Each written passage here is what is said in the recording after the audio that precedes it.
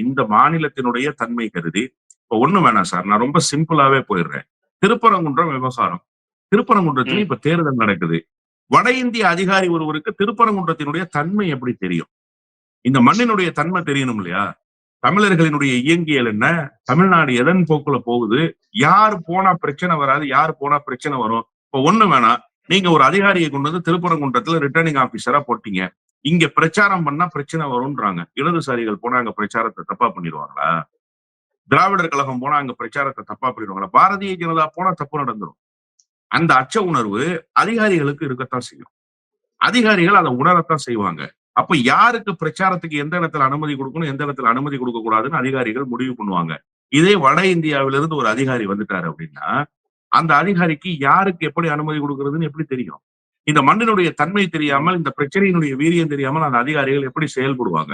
இப்ப ஏற்கனவே இருக்கக்கூடிய கோப்புகள்ல சில விஷயங்களை கையெழுத்திட்டு இருப்பாங்க. இப்ப தலைமைச் செயலாளர் சீஃப் செக்ரட்டரிக்கு உடனடியா டிரான்ஸ்பர் வந்துருச்சு இல்லையா?